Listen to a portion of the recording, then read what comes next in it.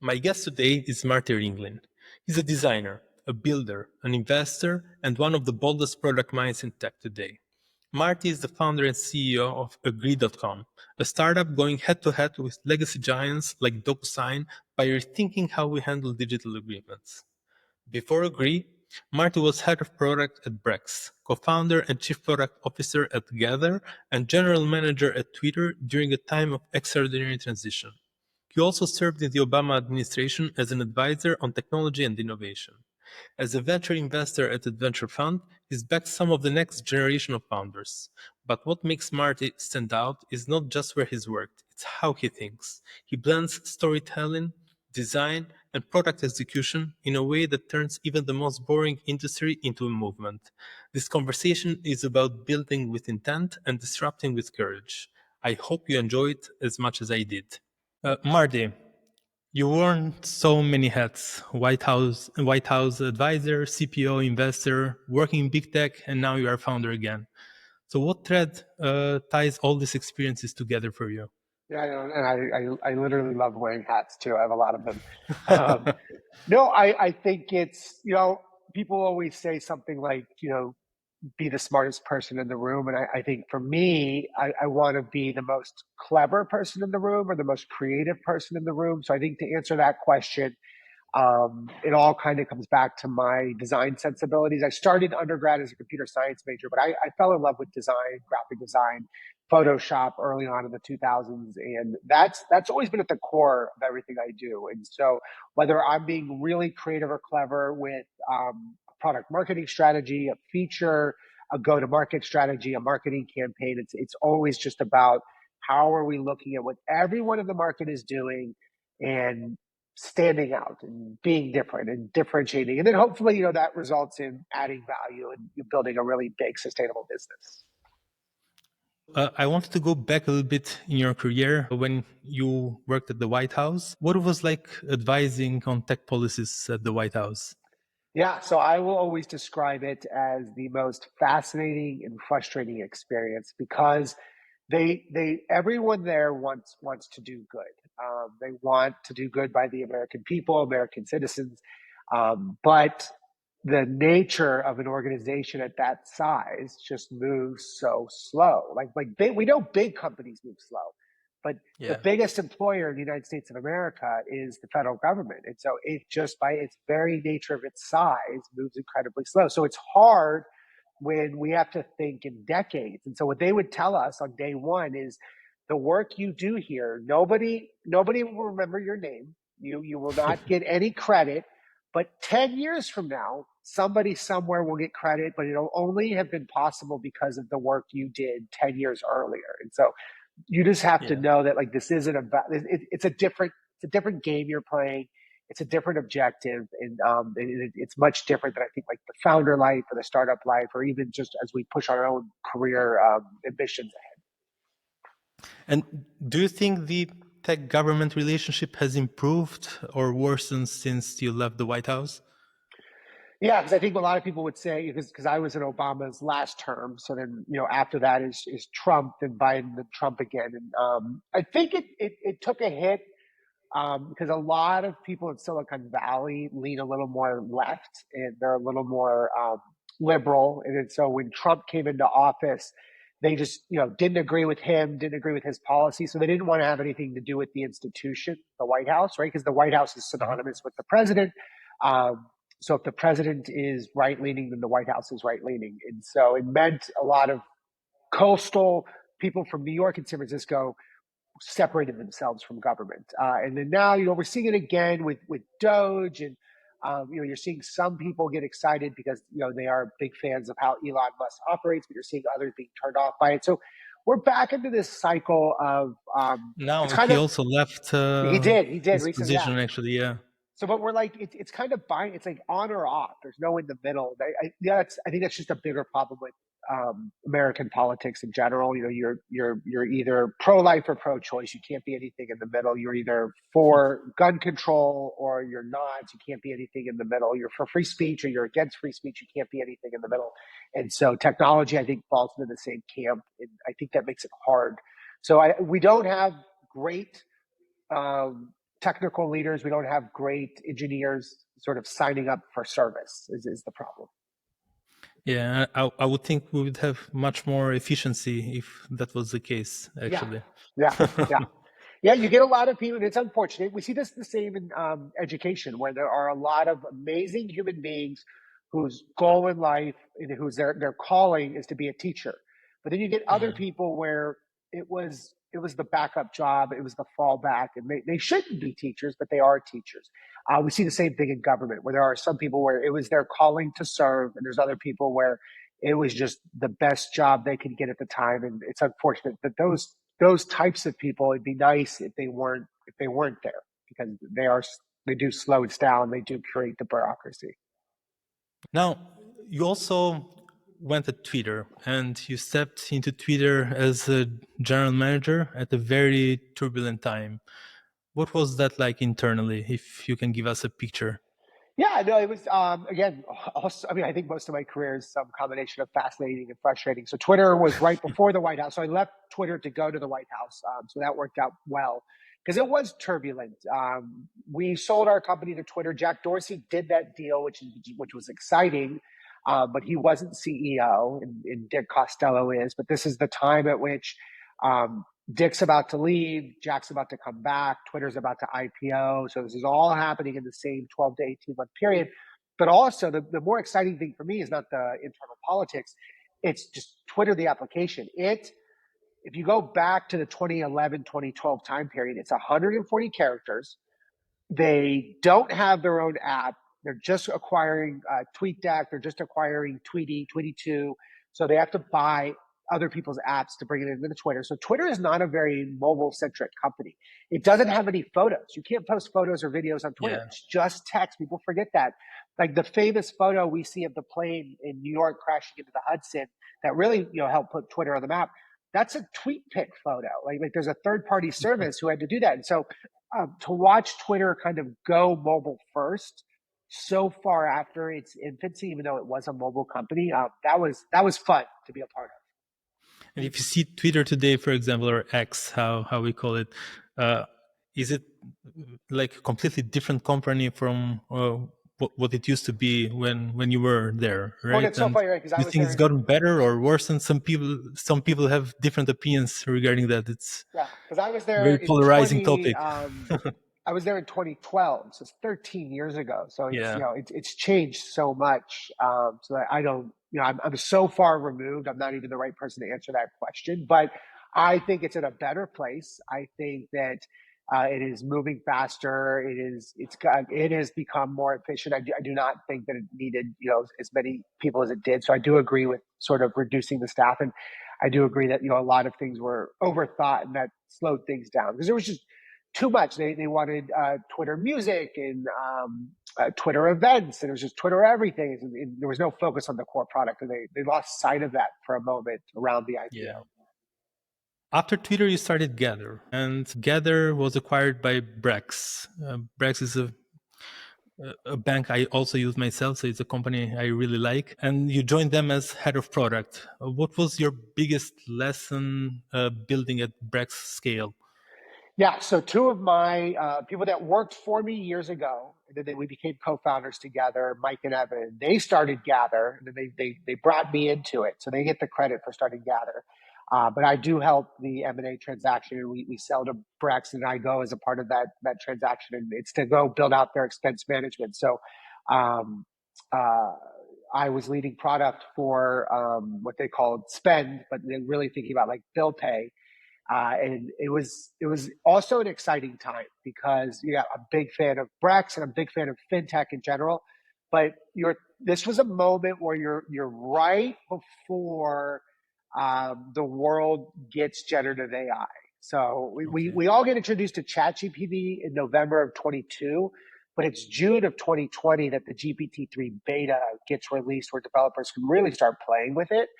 Some people have earlier access, but for the most part, most of us get introduced. And so now it's just fun to be in a space where it's like, okay, what is the application of this new technology and where could it impact? And to be at Brex at that same time, because they move so fast. And, Yeah. that's a result of like their own culture. And it's for better or worse. When you move fast, things do break, and you kind of build that into the model. But there's just a lot of competition now. Ramp, Mercury, Row, all great banks. But who can move faster and who can build better products that drive more value? And as an entrepreneur and a founder, I really liked that. They push the culture hard. It is a fast-paced environment. It can be grueling, but you are working on really big things, impactful things, and you're doing it like faster than just about anybody in the industry, which is fun. And their whole mantra was use the best in breed technology, spare no expense, don't cut corners, like use the best. And so that was fun from a product perspective. So I believe these are some of the things you took with you with 𝗥cie.com as well, right? There's a lot venture. from our time at Brex that underpins sort of how we think about 𝗥cie. But one of the big ones was just generative AI. The whole world's having a freak out moment in June of 2020. But for us, it was generative AI on top of OCR. So we were using a lot of Google's OCR tech at Brex to parse invoice data and extract data from invoices. And when we realized we could put generative AI on top of OCR, make it more efficient, more accurate, and faster, we realized we could do much more than just invoices, legal documents, contract management, payment facilitations, account receivable automation. And so that just sent us off this whole other path of like, wow, there's a separate and much larger business in our opinion, and we want to go chase that. Now, one other thing that you do, as I said, you wear many hats, is that you are also an investor at the venture fund. What's your thesis as an investor? What kind of founders or ideas excite you most? Yeah, so there's a million ways I can answer this question, like the technical one. We're generalists, early stage, but I think the better way for this interview, I'll answer it, is and I don't want to get into too much of the venture math, but there's something called the power law. So you invest in a whole bunch of startups, and most of them will fail, and one or two of them will be such a big breakout success they pay for the failures. My take on the power law is fundamentally important to venture capital, but my take, the way I look at it, is I never want one of my portfolio companies to go to zero. Because if they went to zero and they truly failed, it means three things were true. One, there was no talent on the team. There was no proprietary technology on the team. And then there was no real traction of any value that they had generated. And so one of those can be true, but all three of them cannot be true. So when they go to zero, or they're failing, or they pivoted so many times that it's just over, if the team is really talented, and the technology they built is really strong, somebody somewhere will acquire that. And I've been fortunate as an investor, because I'm an investor in some really cool companies where I get no credit for being an investor in that company. 𝗙𝗵 is one, Figma is another. I am not a good enough investor to be early in 𝗙𝗵 or Figma, but what I'm a really good investor on the early stage side of founders who, when they decided the best exit opportunity for them was to get acquired by Figma or 𝗙𝗵. And not to say that those startups were doing bad, it's just like that was the path they wanted to take. Instead of getting cash, I got equity in the acquirer. So I get on the I get on the cap table of 𝗙𝗵, and that's great for me, right? Because even if I get 1 for 1 of my investment, or let's just say I even get like 50 cents on the dollar, those companies are going to do so well that I will have increased the value of my original investment, because I'm basically jumping to a new rocket ship, and it's a rocket ship that's moving faster and higher. So to answer your question, that's what I look at. I look at really strong founding teams that are technically savvy, that can build really strong technology. I hope those two things make traction, but I'm really betting on the first two. Now you have started 𝗥cie.com. So how do you switch your mindset from an investor to a founder? Because you do both at the same time, right? No, to me, it's really easy. And because I do a lot of stuff. I also teach at Northwestern University still. But when I think about a venture fund at 𝗥cie, there's a couple things. One, as a founder, I need to constantly be exposed to other founders. I need founders, really great founders, that they're awesome at seeing the things that nobody else sees, right? Some opening in a market, some way to use the technology. So when I hear these pitches, it's just creative fuel for me. So I appreciate that. I also, at the end of a call, if it's going well and I think it's appropriate, I will ask the founder, like, hey, are you using DocuSign? You shouldn't be paying for it. I'm not going to pitch Agree, but to reduce your burn, don't pay for DocuSign. By the Don't pay way, for QuickBooks. I use Agree as well. Hey, I love it. I Just to love let it. you know. It is becoming the founder's tool of choice, and Yeah. I've been appreciating that. So thank you very much. But I also don't want to be insincere with a pitch. I don't want a founder feeling like I took a pitch because I'm looking to pitch them Agree. Just at the end, if I feel like we've made a good rapport, I'll say, hey. So it works out that way too. And then relationship building, and then hey, I have capital to deploy. I want to make great investments, and so it'll help me personally. But I do get a lot of intrinsic value that rolls over into the Agree world. Now you're working full time, most of your time at Agree.com. That's right. First of all, I'm very, very curious. How do you get a domain like Agree.com? We can all agree that's a great domain. I love a good domain. My name's Marty, and I also own Marty.com. Yeah. And I've got some other fun ones too, and I've had some good ones over the years. But yeah, Agree. So we knew it was always going to be called Agree. We felt like that was the right word. If you go to DocuSign.com right now, they Agree is the big word. We're in their heads. It's working. So yeah, we know we've got their attention. But yeah, so they also agree that Agree is great. And then from there, we started with a different TLD, but we know that we can't go to market with like let'sagree.io or whatever. So I go and track it down. I find that there's a website. It looks like it hasn't had a whole lot of love in a number of years. So I just go to the privacy policy. I know in a privacy policy, there has to be a legal entity. I track down that legal entity. I find out who the owner is. I find their email address. I contact them on LinkedIn. And I've done enough of these transactions, where I know how to word it where I'll get their attention. And so, I know how to play the game where I'm not going to get Agree.com for $1,000. So I have to make a fair and reasonable offer. And he wrote back and he basically said, no, but you're close enough that I'll take a call with you. And it took 4 months. But eventually we made the deal work, which was life-changing for the company. It really probably was the smartest business decision that we ever made. Yeah, a good domain is very important. I love good domains as well. So that's why I was very curious, because getting a domain like that, it's quite difficult, it really is. It's close to impossible, Very fortunate position, because there's not a whole lot of 5-letter realword.coms left that are moderately affordable. Obviously, it's not inexpensive, but it was within reach, which mattered. And what sparked the idea to start Agree.com? What were you trying to solve? Yeah, so so back to that story of when the GPT-3 beta comes out, and we have this aha moment that it's generative AI on top of OCR. That's where we want to play. And everyone's going to play in AI, but that's where we want to play. Legal documents just made sense that the generative nature of AI, specifically being context aware, there's something about really dense legal documents.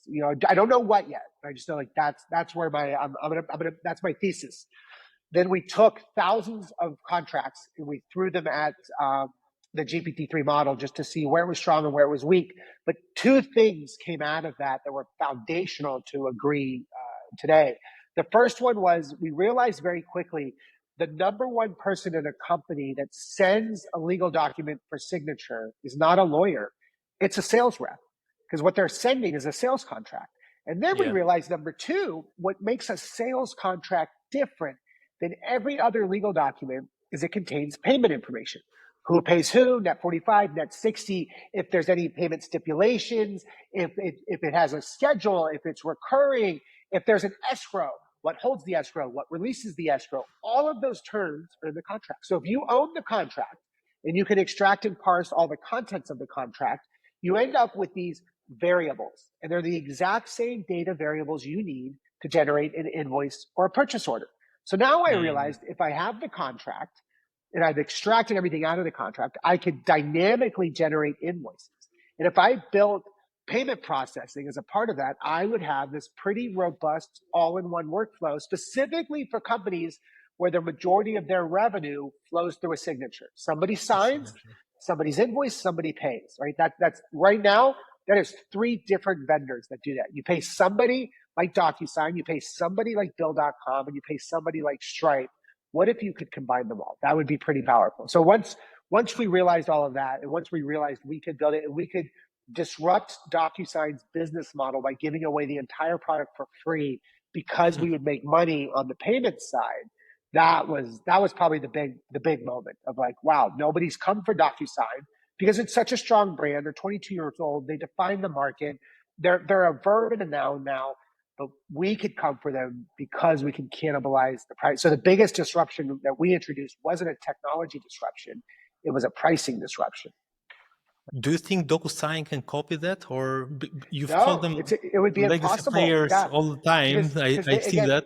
it would cannibalize their entire business. Everyone Yeah. that works, all 7,000 people at DocuSign, they get paid their salary because somebody somewhere pays a seat per head per month to sign documents, and so they can't turn that off. Now, and they'll never become a payments company. It's not in their DNA, and they have other bigger fish to fry. So the big question is, can an AR automation company or a payments company do e-signature? But to be really good at e-signature, at least the way that we define it by owning the contract, you have to be really good at document management. So like Stripe is a very powerful company with a lot of strong engineers, but they're never going to create Google Docs, right? They're never going to have contract editing and contract management and document management as a part of their API stack. So if Stripe can never become Google Docs, and DocuSign can never become Stripe, that puts us in a really interesting position where there's not a whole Like lot a of sweet people spot. that can do both. Yeah. Yeah. And you've proved to be successful in that because you hit 10,000 users in just 6 months after launch, and It you was, doubled in 7 weeks after that, right? it was 1,000 users in 30 days. And then 60 days after that, it 10x to 10,000 users. Then 7 weeks after that, it doubled to 20,000 users. Today, it sits at 35,000 users. So it keeps growing because there's a viral effect in a product like this, right? You're using 𝗥rie. You are a distribution engine for us. Every time you send an 𝗥rie to a customer, that a customer is exposed to the product. And if they have a really good signing experience, hopefully they say, hey, what the heck is 𝗥rie? That was nice. And they go to the Yeah. website, they sign up, so you end up bringing us customers. So a third of our 35,000, their origin story, if you track it back, somebody sent them docs to sign, and then they started using the product themselves. Yeah. Now, most founders grind for years and never reach that kind of scale. And I think what you just said is part of the reason that what makes it different, because basically, if I send an agreement to someone, they get exposed to 𝗥rie.com because they need to sign it there as well. But what else do you think made the difference for that kind of scale? And what advice would you give to early stage founders trying to find traction, talk to users, or reaching product market fit? Yeah, so there's a lot of classic advice, and for the sake of this, I won't repeat it all because you'll hear it in other interviews and other podcasts. But PLG motions and viral effects, network effects. The one I'll talk about that a lot of people don't talk about is, as a founder, we all have a mountain to climb, right? We all got to climb. It's really steep, but we also all have a boulder that we're pushing up that mountain. And my belief is that every founder has a different size boulder, right? So I've had a few exits. I've been a founder before, and those were successful exits. So my boulder's a little smaller than maybe your boulder if you hadn't been in that same position. And some of those exits might have given me some capital, so I can bootstrap a little bit longer. So my boulder gets a little smaller than yours. The one thing that makes my boulder so much smaller than just about every other founder is I'm going up. I didn't know this at first, but I decided to go up against a brand, DocuSign, where most people really dislike the brand. They hate DocuSign. And I looked into it. I did some research. It's not that DocuSign's a bad company or a bad product. It's that people don't believe it's worth paying for. So what they're upset about, because people hate Ticketmaster, and they hate Ticketmaster because of the fees. People hate Jira, but they hate Jira because of the clunkiness. They hate Salesforce because of how just incredibly convoluted the interface is. And so there's certain brands where when you say their name, like the IRS or the DMV, you just like, ugh. Microsoft Teams is like that. Like, Teams. And so DocuSign is in this camp. We call them villain brands, but people hate them. And so it doesn't matter what I'm selling. If I just say, hey, it's better than DocuSign, I want to learn more. And if I say the best part is it's free, it's like, well, now I really want to learn more because I hate DocuSign. And the thing I hate most is that I pay for it. So if you're going to give me better DocuSign and you're going to give it to me for free, I want to have the conversation with you. So it makes me getting conversations much easier, faster than other founders selling other products. Yeah. So you think calling out DocuSign and making them look like the bad guy has helped you with this virality? 100%, Because your 100%. Twitter or X game is really next level. I've been following you and appreciate it. Taken a very bold approach, memes all the time. Why did you choose this kind of strategy? Yeah, It's so very it's a good unusual, question. but So for you it worked very well. if we go 2 steps back, what we're really talking about in a marketing sense, it's called anchoring, right? So if I say, hey, what is Agreed? I say, well, it's DocuSign, but better. Then I don't have to explain the product because you know what DocuSign is, right? So I just saved myself 5 minutes of, it's e-signature, and it has audit trail. You get all that. Now your only question, when I ever say it's DocuSign but better, the only question is, well, what makes it better? And I go, well, the best part is it's free. And then we have a conversation. So anchoring is really important. But to answer your question, I did not start off wanting to attack or go after or call out an incumbent like DocuSign. It was all from A/B testing, and I had an opportunity to go speak at a conference. I didn't know what I was going to say, but my opening line was, "Today is the last day you'll ever pay for DocuSign," and the crowd erupted. There was cheers. Some people stood up, which I just like, wow. That works. So then we started testing it on LinkedIn, on Twitter, just different posts. And today is the last day you'll ever pay for DocuSign is still our best performing copy. And nothing beats it. And so why would I not lean into it now? I don't want to do it. I'd rather something else work. The fact that it works so well, I have no choice. I have to keep doing it. So DocuSign, if you're listening, I'm sorry. It works too. You just have a brand that really is easy to position against. And so I thank you also. Let's say DocuSign offers you $500 million tomorrow to acquire Agree. What's your honest reaction to that? I think, for a $500 billion, myself, my co-founders, and my investors would all be very upset if I didn't immediately say yes. So DocuSign, that is your offer. You get an instant yes. Because it's what's best for everybody who's got value in the company. But I think more to the spirit of your question. Hey, do we want to sell this thing? Do we want to sell it to somebody like DocuSign? I think actually, in our investor pitches, we'll often say, hey, this is the last time we'll ever talk about DocuSign. I don't think DocuSign would ever actually make it, even though I call them out and I anchor against them. It's not the right acquirer, and I think they know that. I think we know that because again, we're a fintech and they're not a fintech and they're never going to be one, and they're not going to buy us to become one. What might make a little more sense is somebody like a Bill.com or a Stripe where like, hey, we do want this competency and it's not a core competency, but we want your stack so that we can operate as an upsell mechanism. Those Gong would make a really good, if Gong's going to IPO. Who's a really interesting one that I think about, not that I'm constantly thinking about M&A, but Notion. What if Notion, what if it went enterprise? Like, what if it did e-signature? What if it did payment facilitation? What if it did invoicing? That'd be a really powerful upmarket enterprise tooling. So when they think about going IPO, they're going to start thinking about expanding their market share, and going enterprise is going to be a place they're going to do it. That would be more obvious to me. It's like, Notion acquired Agree. But our goal is to go ring the bell. Take this all the way the next 8 years, IPO it, grow it into a $100 to $300 million business. And this is like the path to get there it's just so clear. This is a classic, just speed of execution. The only thing that's going to prevent that is ourselves. We're going to get in our own way. And I just have to do everything all day long to make sure that doesn't happen. Yeah. And you just recently closed your seed round of 7.2 million, right? Yep, we raised a 3 million pre-seed earlier last year, and then 7.2 in January, so 10.2 in total. In total, yeah. Company's been around since February of 2024, so it's like a year and 4 months. So in a year, you raised $10.2 million. That's Yeah. very impressive. So where do you think this 7.2 million will bring? Where this will send Agree.com to? What's Yeah. the next milestones for Agree? And this is one where you talked about my X account. It's controversial, interestingly enough. I'm not a big believer in spending it. Some people would say, why did you raise it if you're not going to spend it? Well, the optionality, because if I do meet the world's greatest engineer and they become available, I want to have the funds to hire them.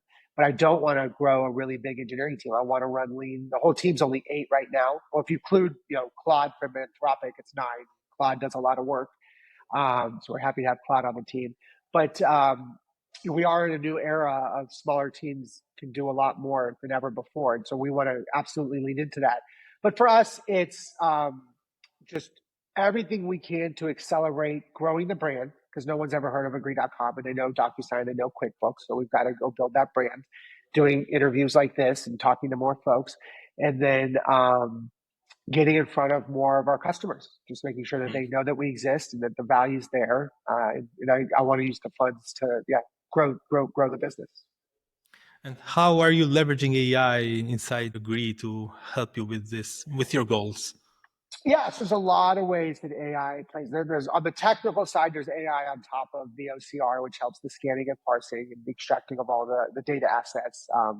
So there's a lot of workflow automations that happen within the product. And then, we're constantly thinking about things like people are using AI over Google for what's the best invoicing tool for my business. They're asking ChatGPT. They're not asking Google anymore. So the question is, how do we make sure that we're in the response? How do I make sure I show up? We're also thinking about AI. I think the way everybody else is, from like a BDR, SDR standpoint, like what is a good way to reach out to people more efficiently? What's a way to follow up with people more efficiently? How do we do re-engagement within the application? So if you signed up and you sent one agreement and you only ever sent one, how do I get you to come back and send the second one? If you sent 10 but you never sent an invoice, how do I get you to know about invoicing, try invoicing? So we use it for a multitude of places, but I'd say mostly re-engagement. And do you plan to integrate that as part of Agree.com? So how can AI be integrated into the Agree platform? Yeah, so there's 4 places where it exists. There's 2 that are already in the platform. One is when you upload your contract, we extract everything out. So that's AI. There's like 3 different models on top of OCR that's doing all that extraction. We bring all of that back into the platform. We make the document fully editable, really for templates. Most of our customers, they only have between a half dozen to a dozen core contract templates that they use. And so they're reusable. They use them all the time, but they need to edit them. And so that's something you can't do in DocuSign today, but you can do it and they're great. So AI does the extraction. We also, when you upload your document to Agree, we use AI to go and find all of the input fields. So the old days of DocuSign where you drag and drop fields onto a PDF, those are done. Like the fact that they're still doing that is upsetting. So we use AI to detect those input fields dynamically. And then we're also using AI to detect all the payment information that I referenced earlier, specifically to generate those invoices. So we're grabbing that payment information and we're generating the invoice dynamically.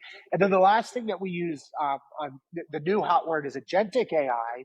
So we use it to release soon what we think is one of the world's first agentic AIs for revenue recovery. So specifically, when you have your customer, they have to pay in 30 days, and it's on the 31st day, someone's got to go track down that payment, right? So how are we sending better, personalized, more contextual payment reminders, payment follow-ups, and then even getting into the start of collections. But for us, we're in a unique place than every other AR automation tool because we own the contract. So we can, since we issued the digital acceptance of the contract, we're in a better position to hold you're beholden to the terms of that contract. And usually it's, hey, if you miss payment, there's a repercussion for that. And we can reference that repercussion and we can do it with a better style of legalese than just like an invoicer that says, hey, your payment's past due. We can actually say, not only is your payment past due, but according to section 5.1 of the sales contract you signed,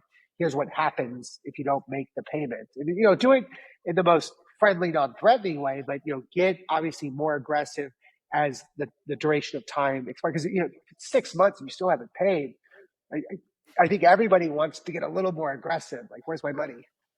So as I said before, I use Grid.com myself. I've signed a couple of agreements for my new company when we were closing our round. And I loved using Agree because it's very simple. It's very pleasant of using that. So how do you balance the simplicity and the legal robustness and all the functionality behind Agree? Yeah, and this is one where I'll give DocuSign some credit, where we compete at a different sort of customer base than they do. Like 85% of DocuSign's usage is actually their API, and it's up market. You're talking the Fortune Okay. 500, 100. Like, you never actually see DocuSign. We don't go after that customer base today yet. You know, one day we will, but we're more like the mid-market SMB. So they use, you know, so it means that we get to strip a lot out.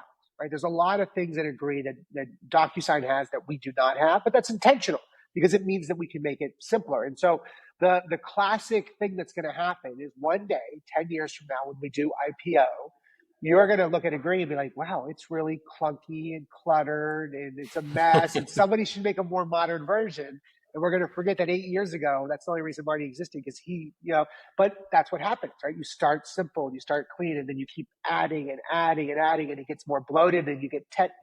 So right now we're in a very privileged place because we're new and we're young. We can keep it very, and our hope is that, you know, we're in a new modern era where it'll always stay very modern and clean and sleek. But we just started with, like, let's take DocuSign, let's rip all the nonsense out, everything that we don't need that got put in there over the years. That is not only just tech debt, but like product debt, where it's like a product built on top of a product built on top of a product, and it becomes a Frankenstein. Yeah, yeah. Now, as someone who has successfully exited multiple companies, what are the most important lessons you learned from those experiences, and what key factors should founders focus to ensure a smooth and strategic exit on their startup? Yeah, this is another one where if you go to my X, people get upset about some of these conversations, and maybe I kind of like, it's good for engagement when people are like adamantly opposed. So, but one of the things that they don't like when I bring it up is, especially VCs, that you should always be fundraising. So we just raised $10 million, right? So Yeah, I don't need to fundraise for another 2 or 3 years, but I take VC pitch meetings probably 2 or 3 times a week, every single week, all the time, because two things. One, it keeps my pitch game fresh. But two, yeah, I'm building relationships. And I think that's the answer to your question. Like you got to constantly build relationships, especially on the M&A side. You got to build them early and over the long term. You don't start talking to somebody at M&A at Notion or Gong or any of these things I mentioned the day you need to sell or you want to sell, right? You just start building these relationships years in advance, even when there's nothing there, and you're just making friends with the CEO or the CRO.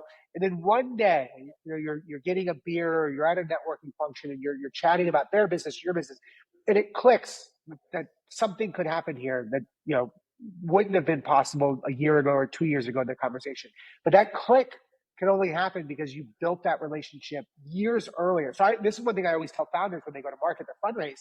Usually that by the time they come to me for advice, they want to start fundraising like tomorrow, but they don't know any VCs. And their question is, well, how do I get to know VCs? I was like, well, you build the relationship 2 years ago. You know, you get on Twitter, you reply to their DMs, you comment on their LinkedIn. They know you. They're like, maybe they've never met you in person, but they recognize you and they they know think, oh, about you. Yeah, that's they right, are that's the right. And so, so even with our fundraise, the pre-seed was led by 𝗙𝗵𝗽𝗀𝗀 at BTV, and Twitter is how we know each other. We had met, I think, twice before at like a Money 2020 conference, but briefly at a network, like a 5-second, hey, Shield, good to meet you in person, shake your hand, and that was it, right? So we're by no means at that moment like friends or even friendly. We just know each other, but we know each other on Twitter. So when we go to race for Agree, I just slide into his DMs and say, hey, you know, you might not be interested and I won't be offended, but if you wanted to take a look, I'm building something new. And the number one person I want involved in this is you. But, you know, feel free to ignore this. Just don't unfollow me, please. I promise I So, won't bother you anymore. But he wrote back and was like, hey, totally love what you're building here. Want to take a look, want to have the conversation. And they ended up leading the pre-seed. And then the same thing kind of happened with the seed round. It was a guy named Tyler Hogue who flipped the script. He was following me on Twitter. I followed him also, but he was engaging with me because it's what he does. He builds relationships with founders really early. So he's just following me, watching this thing I'm building, and then he sees, okay, they're ready. And I'm watching their traction and they're ready for a seed round. He wants to be first. He reaches out a couple weeks before Christmas, flies out to New York. He cuts the line in front of every single investor. And they end up leading the round, but it's just because he had done his diligence, weeks, months, way ahead of time. He knew me, he knew what we were building, he was well versed on the product. It made all of our conversations more effective and better. So the answer to your question is build relationships, build them years before you need them, and like be genuine with them too. And it looks like from what you're saying that you don't even need to go to networking events, just be very active on social media and comment, send DMs, just be noticed, right? And you do need to make it like a job. You need to think about something like Twitter or LinkedIn like a job. I'm on the East Coast. Most of my team is on the West Coast. So that means between 9 a.m. and 11 a.m., my team's asleep. So that's my catch up on email. But also, if you're walking by my desk, it's going to look like I'm just on Twitter and LinkedIn all the time. Just between those 1 or 2 hours. But I'm finding those relationships. I'm engaging. I'm also doing a bunch of customer discovery and customer outreach. But I do the same thing with my customers. I don't just ping someone on LinkedIn. It's like, hey, use agree. It's like I comment on and I genuinely comment and I add value. I add something. I say, oh, that was really great and amazing. And then a few days later, a week later, it's a very slow roll game. So you gotta have a lot of patience for this. Where it's like, I think also, some people just by commenting and providing some value, they see your profile, they see @𝗥cie.com, they go from your profile to your company, and they might use it. That's my favorite. Is I don't follow up with them and say, hey, you should check out Agree. They actually ended up following up with me and saying, oh, I just saw what you're doing. I really love it. Can I learn more? And it's like, oh, absolutely. Here's a demo link. That's how you got me as a customer. So perfect. It works.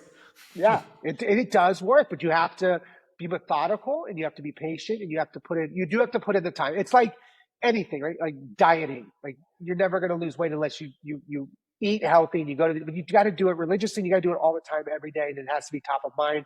I think this relationship building is very much the same. So yeah, if you're more extroverted, consistency is key, basically. Go to conferences. If you're introverted, comment online. You have to be present and in front of people. They need to know you're building a brand too. And I do think a personal brand is important. You don't have to be the face of the company, but there is a face. And they need to know that that's a genuine human being that is smart and confident and creative and can build something.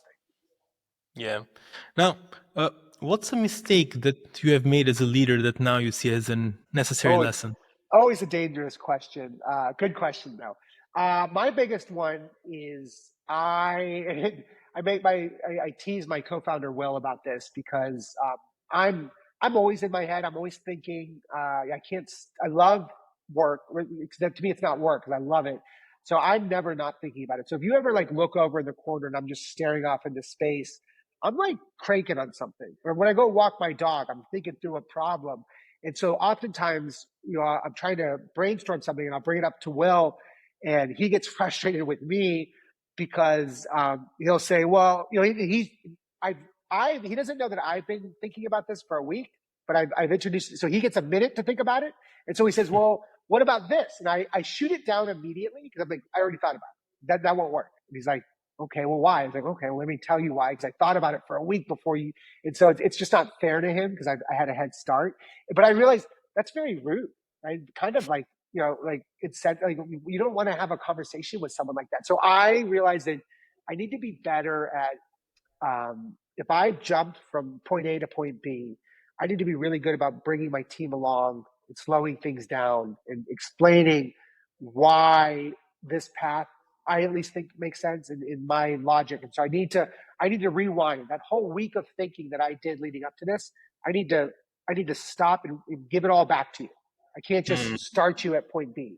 We got to go do it all over again. And so that might feel inefficient to me because I want you just to catch up really fast. But that's not fair to you because you weren't in my head for that week. You don't know what I've been thinking. And so that's how I think I've reduced most of the conflict with the people I work with because I stopped, I breathed, and I said, hey, let's just start from the beginning. Let me go to the whiteboard. Let me run through the whole last week of my brain cranking through this. You've led product at high growth startups and also big organizations. How do you preserve speed and clarity as the team grows? Because that's one of the challenges I've seen so many founders struggle with. When your team grows that fast and your company is growing, most of the founders start to lose a little bit of clarity on their vision, on their products. How do you preserve that? Yeah, so at scale, I'm still a fan of the old Bezos 2-pizza rule, right? If you have a team that eats more than 2 pizzas, the team's too big. So that's like, let's just call it somewhere between 8 and 16 people. So 16 is kind of my magic number. I don't like teams bigger than 16.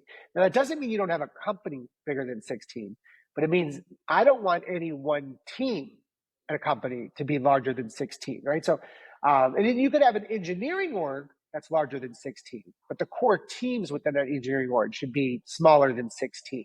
And then I just start looking at like, yes, there's the company, but I break it down to its smaller functions. What is this team? What are they doing?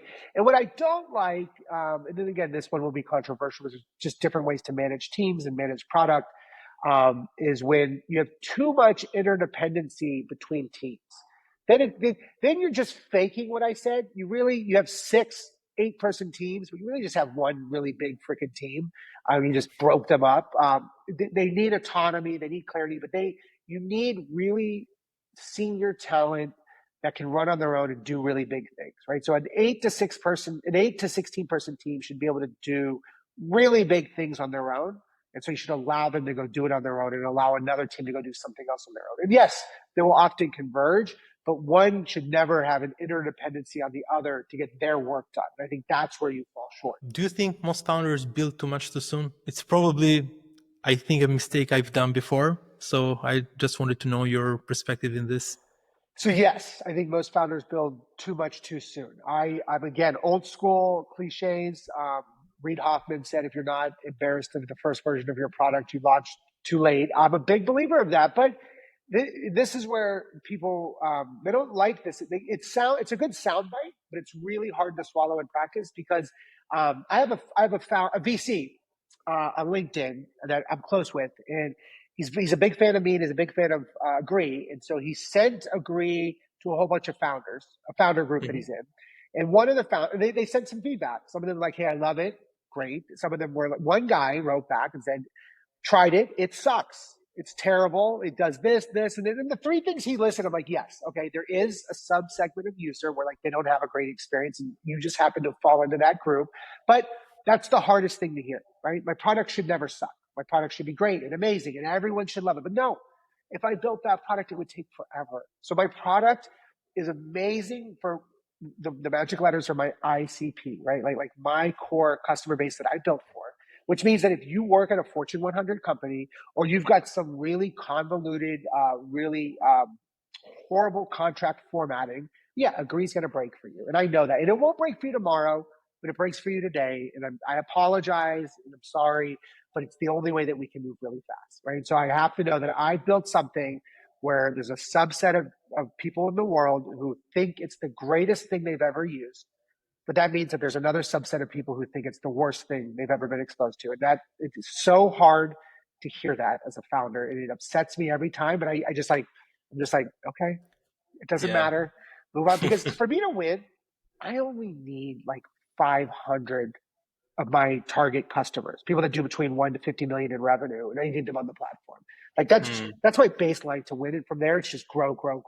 But like 500, right? Of the 35 million small businesses in the United States of America, I just need 500 of them. That means there's like 34 million that can think I suck, and that's fine, right? And that's fine. And I think as a founder, it's hard to say that out loud, because why would you build a product that sucks? Why would you build a product that you know has flaws or that breaks? But that's what you're supposed to do. Also, we as founders get very emotionally attached to what we are building, and it hurts sometimes, but we need to be better at separating the emotions from the product, and listen to user feedback. Yeah, because when we released the private beta, there's this woman in fintech. We're very close on Twitter, and I look up to her, and I wanted her to try it, and she got in, and it kept breaking for her, and that was upsetting because I wanted her to be impressed, and I wanted her to be excited, and I wanted her to tweet about it.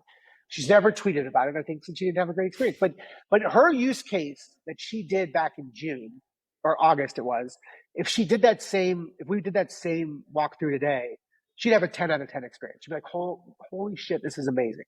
But that just means that between August and today, we made a lot of improvements. And so someone that comes on today that says, hey, this isn't great, it's not working, that means between today and October of this year, those improvements will have been made. So I just know that we're constantly mature the product, mature up market, mature the product, mature up market, and never stop. What's your go-to strategy for launching a new product or a new feature? Like, do you have a launch checklist? How does it work? Yeah, I probably follow the same playbook. Startup after startup. I like free. I like cheap. So press, right? Get press, but the press doesn't want to talk about your feature or your launch. They don't care. So you need How something. do you get press as well when you are a small company? How can you make? There's only certain things the press cares about. And it just so happens one of the things they care most about, at least in Silicon Valley, is fundraising. So if I raise $3 million, some people, that's not a whole lot of money, but for some people, that's a big deal. So I find the press that wants to cover that story. And then I anchor so that's a moment where I'm going to be in the news. So I anchor everything around that. And I try to time that press announcement around a big event that I know a lot of my potential customers are going to be at. So at the pre-seed, we raised it in March, but we kept a zipper on it until September because the largest sales conference is SaaStr. It was in September of 2025 or 2024. And so we did the press announcement that Monday. SaaStr was that Tuesday. And then we just kept building from there. And then I waited about a week. We launched a bunch of testimonials, a bunch of guerrilla campaigns. I waited another week. We did product hunt. Then we got product hunt of the day. And then another week, we won product hunt of the week. And at the end of the month, we won product hunt of the month. So I just kept amplifying. So I'm constantly looking for, like, every 2 weeks, I should have something that's happening and going on. And now I'm constantly looking for, like, whether it's a new feature release, but like we just raised the 7.2. So more press wants to cover that because it's a bigger round, right? So that's one where, like, hey, we'll get the exclusive in TechCrunch. We'll get a bunch of podcast interviews like the Technology Business Podcast Network. So I was live on that, which was awesome. But it's like just keep amplifying. You clearly think very deeply about product and storytelling. Now, are there frameworks or routines that you swear by? No, I mean, I think storytelling is the most important thing you can. Well, I think really everything is sales. So good design is sales. Good product design is sales. Recruiting is sales. Fundraising is sales. Sales to your customers is actual sales. And I think that comes down to really good storytelling, really good narratives, being able to walk people through a flow. So those are all fundamentally important. But yeah, good frameworks. No, it's just I just like what is the story you have to tell that the audience wants to hear? And I think if you can't piece those two things together, you just got a much bigger problem. So I always start with that. And usually this is dangerous because I do think I'm a decent salesperson. I look, can I sell myself on my own bullshit?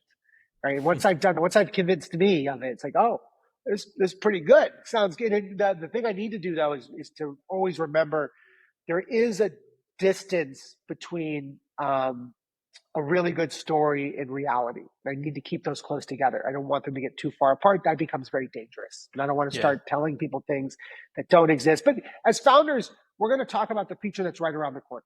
And I'm going to talk about it like it's here already, because by the time I sign the customer up, it'll have shipped, and I'm rolling the dice and we actually hit our ship date and it all comes together. But that's the gamble that I'm taking.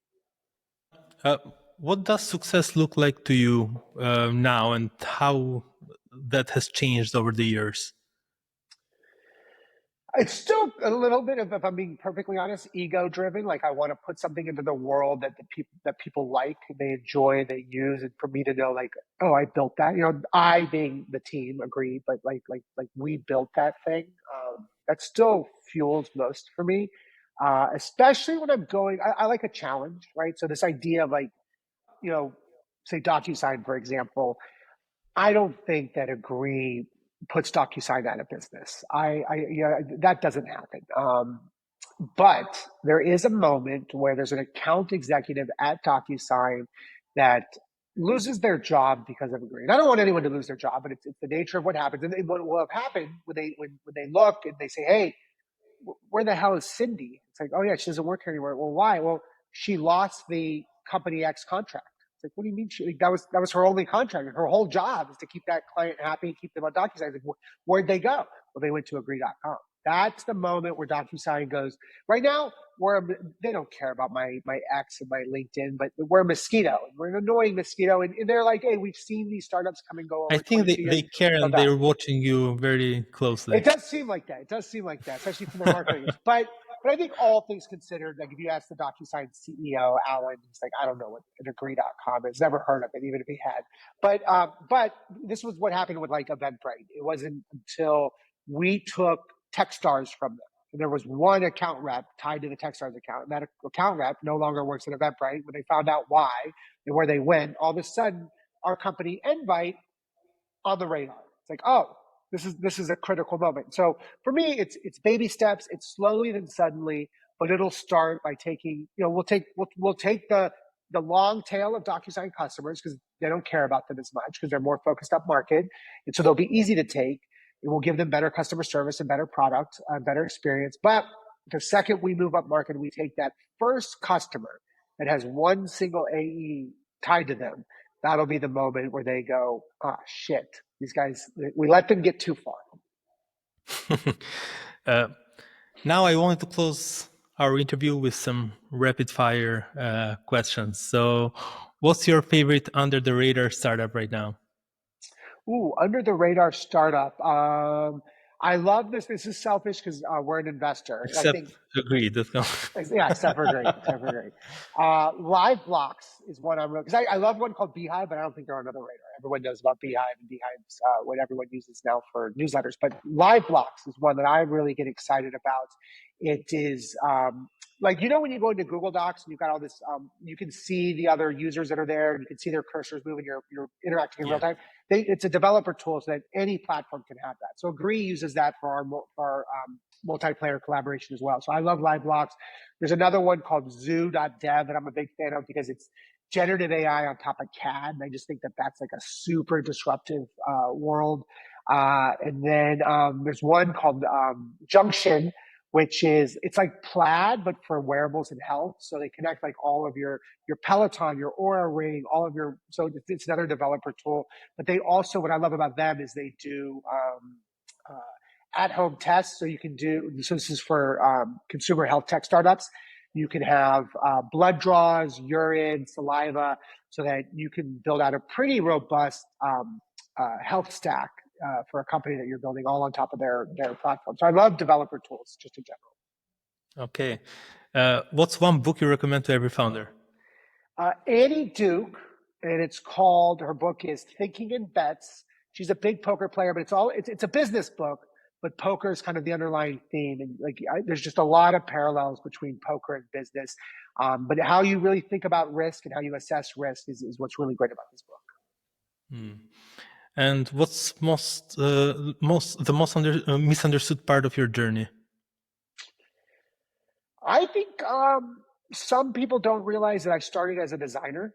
I started, if you go way back, computer science undergrad. So I'm very technical, and I wrote a lot of code, especially front-end code in my early career. But the design is the core of everything I do. And it's not just that I like design or I'm good at design. Like, I actually started as an actual designer in Photoshop, making interfaces. I used to work at the Discovery Channel. I'd make the Walking with Dinosaurs website. I just love design, and it's a part of everything I do. And I think the older I get, the farther that is from the story. And so people don't realize, like, oh, he started as a designer. That's why the stuff looks good. Well, I think creative founders or designers like Brian Chesky, even myself, I'm not a technical founder. I'm mostly a creative or business side founder. We are a very small breed, and I think we would have much better and pleasant products to use if there were more designer founders out there. Now, 100%. last question. Yeah, last question. If you weren't doing 𝗥.com, what would you build? There's one idea that I like a lot where I'm old, so I'm like 43.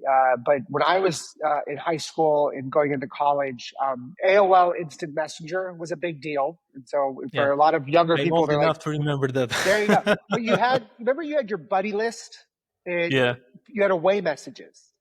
I think that there's an opportunity to rethink. I don't want a new social network, new social platform, but I miss the away message. I don't need to know what you're doing right now, what you're eating or where you're at, but I want to know, like, if you're at the movies or you're going to go to a concert. I don't want to feed. I just want to see your current. It's almost like a voicemail in text. And I think there's something really interesting. So I want the away message to come back. I just want this, I just want to see your latest update. I don't want to see all your past updates. I don't want to see a feed. I don't want to see your news or your political ideations. I just want to know what you're up to right now. So I think the first version of Twitter meets the original AIM away message. I think there's something really, I would go all in on that because personally, I get really excited about it. How I would make money or monetize, I don't know. I just know that there's something there. I would get a lot of value out of it. That's interesting because you're switching from B2B to B2C. So yeah, and I just spent so much time in B2C. So I mean, again, multiple hats. Because our fintech that sold into the event space that sold to Eventbrite, that was kind of is a marketplace, double-sided. So it's both B2B and B2C. Marty, thank you for your time, your stories, and your courage to build boldly. I've learned a lot from you, from this conversation, and I know our listeners will too. Best of luck with 𝗥.com, and thanks for sharing your journey so honestly. Hey, thanks for having me. This was a great conversation. I love the questions, and this was a lot of fun. Thank you very much. In the founders room, where ideas collide.